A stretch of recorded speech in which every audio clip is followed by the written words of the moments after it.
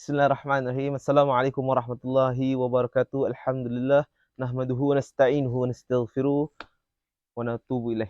Wa na'udzu billahi min syururi anfusina wa min sayyiati a'malina may yahdihillahu fala mudhillalah wa may yudlil fala hadiyalah. Asyhadu an la ilaha illallah wa asyhadu anna Muhammadan abduhu wa rasuluh. Subhanaka la ilma lana illa ma 'allamtana innaka antal alimul hakim. Rabbi shrah li sadri wa yassir li amri wahlul 'uqdatam min lisani yafqahu qawli amma ba'd. Pertama sekali bersyukur kita kepada Allah Subhanahu Wa Taala kerana dengan limpah dan nikmat kurnianya diizinkan olehnya untuk kita semua meneruskan kehidupan kita sehingga ke saat ini dapat kita terus menerus mencari redha-Nya, mencari keampunan-Nya dan juga beramal ibadah. Dan juga salam dan selawat ke atas junjungan besar Nabi Muhammad sallallahu alaihi wasallam, ahli keluarganya, para sahabat. Semoga Allah Subhanahu Wa Taala merahmati mereka semua dan juga semoga Allah Subhanahu Wa Taala merahmati kita semua. Amin amin amin ya rabbal alamin.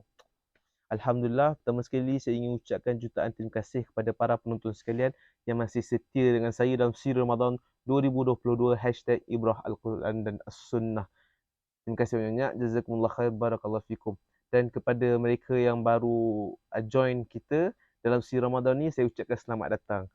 Boleh juga tonton video-video siri Ramadan pada yang tahun lepas-lepas ni, tahun 2020, 2021, hashtag semak sebelum sebar, hashtag satu hari satu sunnah. Tapi tahun ni kita buat hashtag Ibrah Al-Quran dan As-Sunnah. Jadi episod-episod yang lepas kita dah bincangkan pengajaran tentang daripada penciptaan manusia, Nabi Adam, kisah hidup Uwais Al-Qarni, Khalid Al-Walid dan macam-macam lagi. Dan dah 4 episod dah kita ceritakan tentang Nabi Nuh AS ni saja. Cerita tentang Nabi Nuh je dah 4 episod dah. Dan insya-Allah saya akan tutupkan kisah Nabi Nuh AS dalam part kelima ni. Dan episod ini akan menjadi episod yang terakhir, dan episod yang akan datang kita akan ceritakan tentang Nabi-Nabi yang lain pula lah, insya-Allah. Okey. Jadi sebelum saya teruskan episod hari ini, saya nak rumuskan sedikit lah tentang apa yang kita dah pelajari daripada 4 episod berkenaan dengan Nabi Nuh AS. Yang pertama, bahawasanya baginda Nabi Nuh AS ni seorang yang sangat kuat, sangat sabar.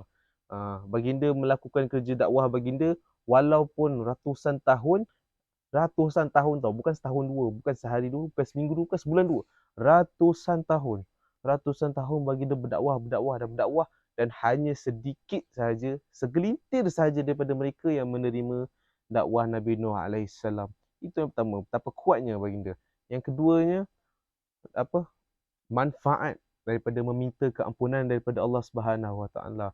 Allah akan kurniakan hujan, Allah akan mengampuni, Allah akan kurniakan taman, Allah akan kurniakan sungai yang mengalir dan macam-macam lagi. Itu manfaat memohon keampunan.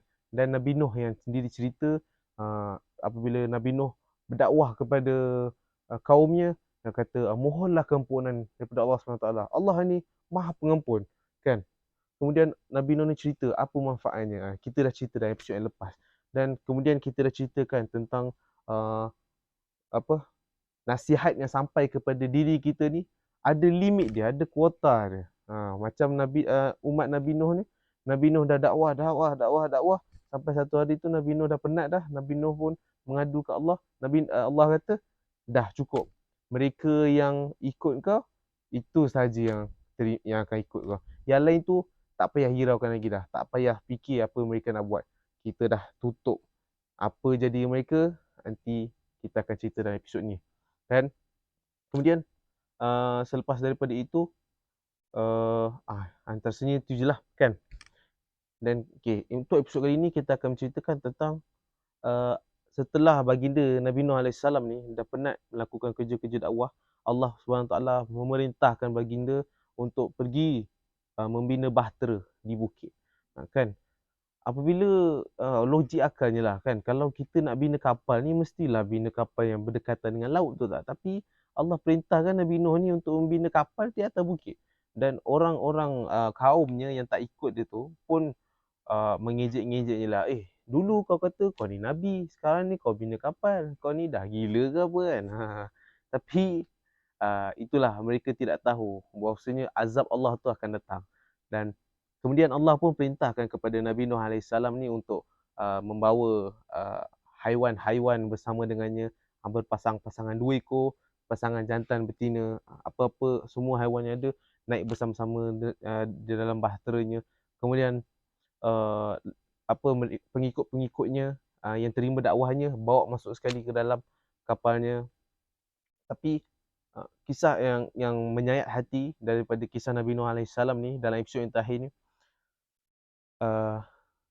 baginda Nabi Nuh alaihi salam ni ada anak.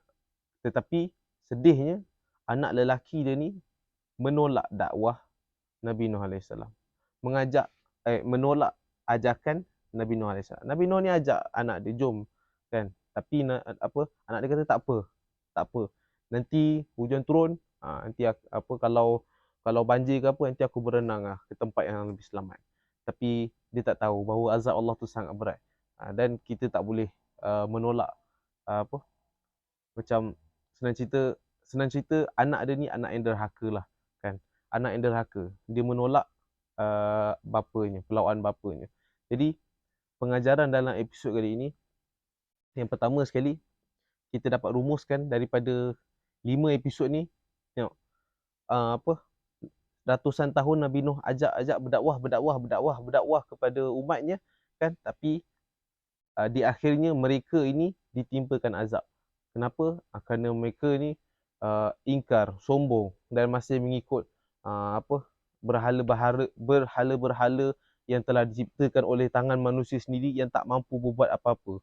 Sedangkan Allah tu maha berkuasa ke atas segala-galanya. Dan kita kena ingat satu benda, yang kita ni tidak boleh mengambil kesempatan terhadap Allah Subhanahu Wa Taala. Allah ni memang maha pengampun, maha mengasihani, tapi bukanlah bererti aku buat dosa sikit lah, nanti malam nanti aku bertaubat. Hari ni aku buat dosa sikit lah, esok nanti aku taubat lah. Lusa nanti aku taubat lah. Boleh lah cakap macam tu. Tapi kita tak tahu bila kita mati, dan kita tidak tahu sama ada Allah akan terima atau tidak taubat kita. Walaupun pintu taubat tu terbuka seluas-luasnya, tapi keikhlasan kita tu macam mana. Jadi kita sentiasalah memohon keampunan daripada Allah SWT. Dan memohon keampunan Allah SWT ni pun macam saya cerita tadi dalam episod yang lepas, dan kita dah ceritakan Allah ni akan memberikan ganjaran kepada mereka yang memohon keampunan. Jadi perbanyakkanlah memohon keampunan, dan janganlah ambil kesempatan memandangkan Allah ni baik, Allah ni maha pengampun, maha mengasihani. Kita jangan sesekali mengambil kesempatan. Dan seterusnya, yang terakhir, janganlah bagi mereka yang masih ada ibu bapa di luar sana, atau salah seorang daripada mereka, janganlah kita menjadi anak yang derhaka. Kita usahalah semampu kita untuk taati mereka dalam apa yang mereka minta. Apa yang mereka hajati, kita cubalah semampu diri kita untuk tunaikan, dan usahalah untuk membuatkan mereka rasa selesa, rasa selamat dan sebagainya. Kita sebagai anak, kita ada tanggungjawab. Mereka sebagaimana yang cikgu admat saya, nama cikgu tu Cikgu Farah Hanum.